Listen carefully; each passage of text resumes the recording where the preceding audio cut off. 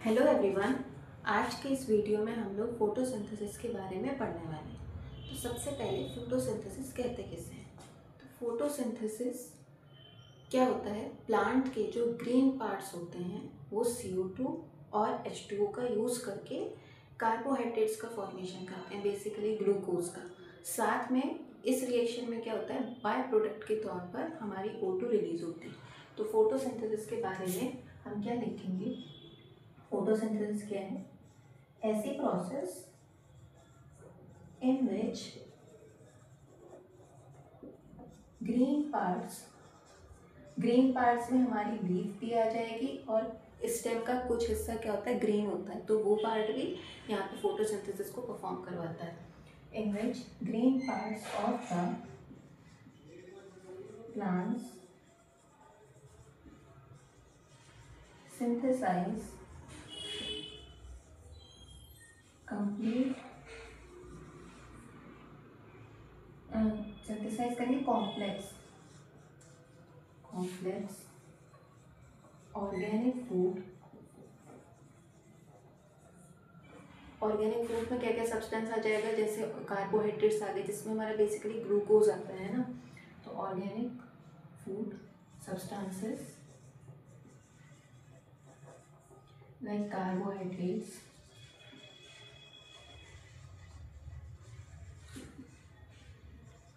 Using CO2 use करेंगे और साथ में H2 CO2 और H2O दोनों मिलकर C6H12O6 का फॉर्मेशन करेगा। Using CO2 and H2O in presence of sunlight का होना यहाँ पे बहुत इंपॉर्टेंट है। सनलाइट, और इसमें क्या होगा, इस प्रोसेस के बाद बाय प्रोडक्ट के तौर पर ऑक्सीजन रिलीज होगी and release oxygen as a byproduct. तो अगर हम ओवरऑल एक रिएक्शन की बात करें तो यहाँ पे क्या आ जाएगा, हमने किस किस का यूज़ करा, CO2 का और H2O का। तो CO2 प्लस H2O, ठीक है। यहाँ पे किसका क्या ज़रूरी है, यहाँ पर प्रेजेंस ऑफ सनलाइट ज़रूरी है, प्रेजेंस ऑफ सनलाइट। और साथ में लाइट को ट्रैप करने का काम कौन करता है, पिगमेंट करते हैं, जिसमें मेन पिगमेंट क्या होता है, क्लोरोफिल होता है। क्लोरोफिल लाइट को ट्रैप करने का, इस सनलाइट को ट्रैप कौन करेगा, क्लोरोफिल करेगा। CO2 प्लस H2O मिलकर क्या बनाएंगे, C6H12O6, और साथ में हमारी O2 जो होगी वो रिलीज होगी, ठीक है। तो ये हमारी फोटोसिंथेसिस की डेफिनेशन आ गई। अब हम अगली जो बात करने वाले हैं वो है फोटोसिंथेसिस एग्जैक्टली कहाँ पर होता है, यानी कि हम बात करेंगे साइट ऑफ फोटोसिंथेसिस की। साइट ऑफ फोटोसिंथेसिस,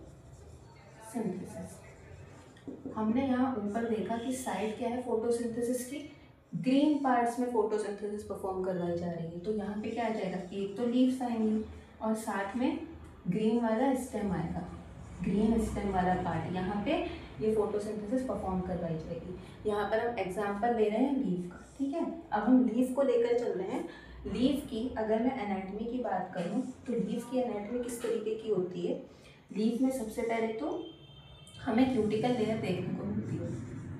तो सबसे ऊपर हमें क्यूटिकल लेयर देखने को मिली, उसके नीचे क्या प्रेजेंट होती है, हमारी आउटर लेयर क्या मिलेगी, एपिडर्मिस मिलेगी। इस एपिडर्मिस में ही बीच बीच में क्या होते हैं, स्टोमेटास मिलते हैं, हमें स्टोमेटा मिले। तो ये हमारी क्या है, एपिडर्मिस है, और ये क्या है, स्टोमेटा है। इसी तरीके से नीचे की साइड भी हमें एपिडर्मिस मिलेगी।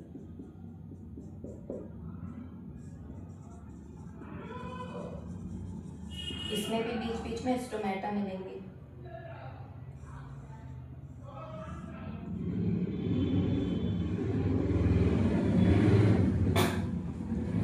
अब एपिडर्मिस के नीचे वाला पार्ट क्या आता है, ये नीचे वाला पूरा पार्ट जो होता है ये मेसोफिल होता है।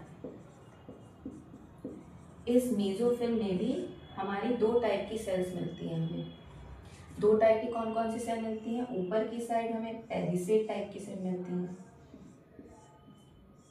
इस तरीके से जो लंबी लंबी होती हैं। तो ये है हमारी पेरिसेट, सेल्स ऑफ मीसोफिल, ठीक है। और दूसरे इसके नीचे क्या मिलती है हमें, स्पॉन्जी सेल्स मिलती हैं। ये स्पॉन्जी सेल्स के बीच बीच में एयर कैविटीज भी देखने को मिलेगी। तो ये हमारा स्पॉन्जी सेल्स है और इनमें ये बीच बीच में क्या मिल रहा है, एयर कैविटी मिल रही है। तो ये है हमारा एयर कैविटी, ये है हमारी स्पॉन्जी सेल्स।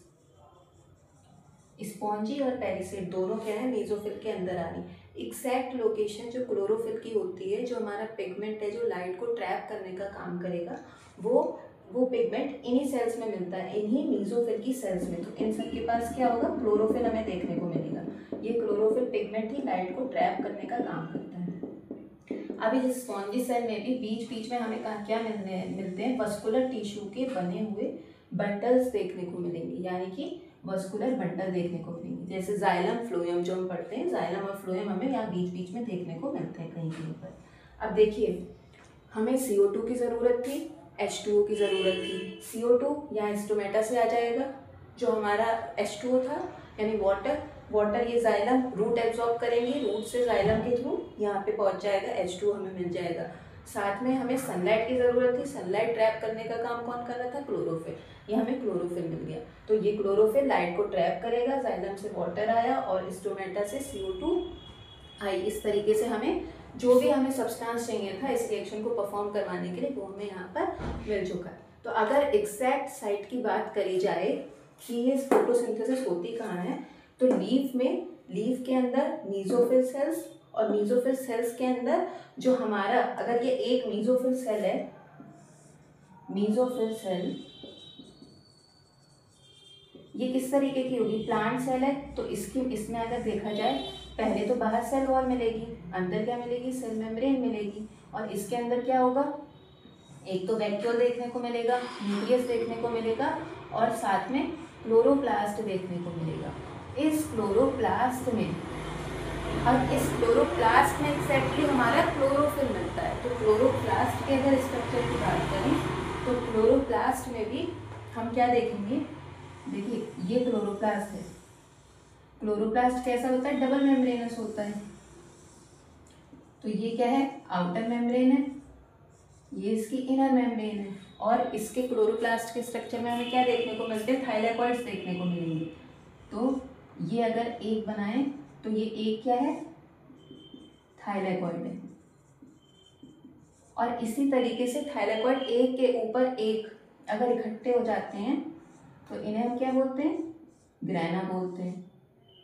इसी तरीके ये पूरे स्टैक को क्या बोलते हैं, एक है तो ग्रैनम और कई सारे होंगे तो ग्रैना। इसी तरीके से यहाँ पे भी बना दिया जाए तो ये कई सारे मिलकर ग्रैना कहे जाएंगे, ठीक है। और इनको आपस में कनेक्ट करने का काम या मेम्ब्रेन से कनेक्ट करने का काम ये क्या करती है, स्ट्रोमल लैमेली करती है। यहाँ पर भी हमें मिलेगी। तो ये हमारा थाइलेकॉइड था, ये हमारा ग्रैनम है और ये हमारी स्ट्रोमल लैमेली है, स्ट्रोमल लैमेली। ये जो फ्लूइड लाइक स्ट्रक्चर था इसको क्या बोलते हैं, स्ट्रोमा बोलते हैं। अब देखिए, जो क्लोरोफिल एक्सैक्ट हमारा प्रेजेंट होता है, यानी कि लाइट को ट्रैप करने का काम जो कर रहा होता है, वो पिगमेंट्स एग्जैक्टली हमारे इस मेम्ब्रेनस पार्ट में प्रेजेंट होते हैं। इस स्ट्रोमा में नहीं मिलते हैं। इस स्ट्रोमा में तो वो सब मिलेगा, जैसे राइबोसोम मिलेंगे, जो क्लोरोप्लास्ट का हमारा DNA होता है डबल स्ट्रैंडेड, वो देखने को मिलेगा। लेकिन जो पिगमेंट है हमारा क्लोरोफिल या दूसरे पिगमेंट है, क्लोरोफिल एग्जैक्टली मेन पिगमेंट, वो हमारा इन मेम्ब्रेनस वाले पार्ट में मिलेगा। मेम्ब्रेनस वाले पार्ट में क्या क्या आ गया, हमारा थाइलेकॉइड आ गया, ग्रैनम आ गया और साथ में स्ट्रोमल लैमेली आ गई, ठीक है। तो हमने क्या देखा, जो क्लोरोप्लास्ट है इसमें लाइट को ट्रैप करवाने का काम, लाइट ट्रैप करवाई जाएगी किसके थ्रू, क्लोरोफिल के थ्रू, जो कि मेम्ब्रेनस पार्ट में मिल रहा है। फिर इस लाइट को ट्रैप करके वाटर की फोटोलिसिस करवाई जाती है। वाटर की फोटोलिसिस करवाएंगे, इससे क्या होगा, वाटर की फोटोलिसिस करवा के हम आगे पूरी प्रोसेस देखेंगे, ATP और NADP वगैरह जनरेट करवाते हैं। फिर उन ATP और NADP को स्ट्रोमा वाले पार्ट में भेजा जाता है। स्ट्रोमा वाले पार्ट में CO2 फिक्स करवाई जाती है और CO2 को फिक्स करवा के फिर एग्जैक्टली हमारा क्या होता है, जो कार्बोहाइड्रेट होते हैं उसकी सिंथेसिस होती है। यानी कि जो हमारा क्लोरोप्लास्ट है इसमें हमें क्या देखने को मिल रहा है, इसमें हर जगह, हर प्लेस, हर अपना जो सिस्टम है, हर काम को अच्छी तरीके से बांटा गया है। यानी कि हमें clear cut division of labour देखने को मिलता है। तो क्लोरोप्लास्ट में क्या मिल रहा है, clear cut division of labour. हमने इस क्लोरोप्लास्ट के कितने पार्ट देखे, 2 पार्ट देखे। एक था मेम्ब्रेनस पार्ट और दूसरा था स्ट्रोमा। मेम्ब्रेनस वाले पार्ट में क्या क्या आ रहा है, हमारा थाइलेकॉइड आ रहा है, ग्रेना आ रहा है। थाइलेकॉइड या ग्रेना, उसी इस थाइलेकॉइड की ही स्टैक को ग्रेना बोलते हैं, और साथ में स्ट्रोमल मेम्ब्रेन। ये सब हमारे मेम्ब्रेनस पार्ट है। और दूसरा हमारा स्ट्रोमा है जो कि फ्लूइड स्ट्रक्चर है। ठीक है, तो जो हमने कही कि लाइट एब्सॉर्ब होगी, लाइट एब्सॉर्ब किसके थ्रू होगी, थ्रू क्लोरोफिल जो पिगमेंट है। तो इसमें क्या होगा, जो मेम्ब्रेनस पार्ट है ये लाइट के एब्सॉर्प्शन का काम करेगा। लाइट के एब्सॉर्प्शन का काम करके लाइट को एब्सॉर्ब करा, इसके बाद क्या प्रोसेस करवाई जाएगी, फोटोलिसिस ऑफ वाटर।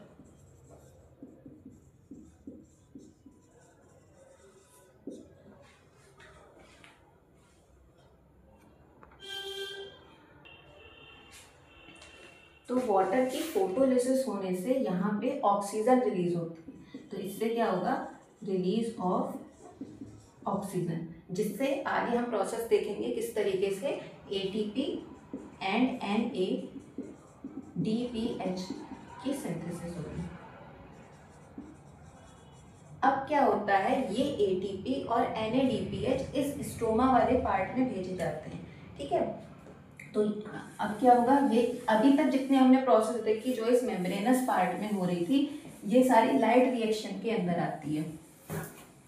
तो जो ये मेम्ब्रेनस पार्ट है इसमें क्या हुआ, लाइट को ट्रैप करवाया गया, लाइट की एब्सॉर्प्शन हुई, वाटर की फोटोलिसिस हुई, ऑक्सीजन रिलीज हुई और ATP और NADPH की सिंथेसिस हुई।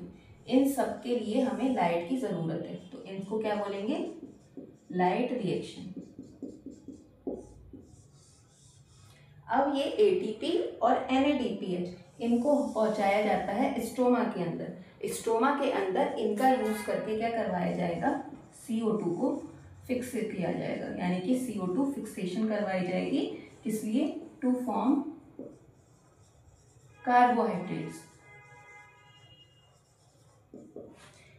और ऐसा यहाँ पे क्यों होता है, क्योंकि स्ट्रोमा में इसके इस प्रोसेस को करवाने के लिए एंजाइम्स मिल रहे हैं। तो स्ट्रोमा में और क्या मिलेगा, enzymes for CO2 fixation present है। ये जो रिएक्शन होगी इसको हम बोलेंगे डार्क रिएक्शन, जो स्ट्रोमा में हो रही है।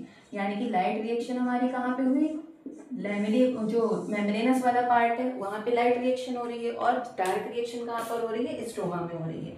अब देखिए, इस वाली प्रोसेस को करवाने के लिए लाइट की ज़रूरत है, यानी कि सनलाइट की प्रेजेंस में ही ये रिएक्शन हो सकती है। लेकिन इसको ये डार्क में भी हो सकती है, डार्क में भी हो सकती है, ऐसा नहीं है लाइट में नहीं होगी। लेकिन इसको क्या कहते हैं, इसको डायरेक्ट सनलाइट की ज़रूरत नहीं है। लेकिन हम ऐसा नहीं बोल सकते ये पूरी तरीके से इंडिपेंडेंट प्रोसेस है लाइट के लिए। क्यों, इस प्रोसेस को करवाने के लिए जो ATP और NADPH की सिंथेसिस हो रही है वो तो लाइट की प्रेजेंस में ही बन सकता है। तो जब लाइट की प्रेजेंस होगी, ये बनेगा, तभी तो ये वाली रिएक्शन हो सकती है। तो ये वैसे लाइट की ज़रूरत नहीं है इस प्रोसेस को करवाने के लिए, लेकिन ये पूरी तरीके से इंडिपेंडेंट भी नहीं है। ठीक है, तो अब हम तो इसमें क्या लिख सकते हैं, यहाँ पे थ्योरी पार्ट में आप लिख सकते हो फोटोसिंथेसिस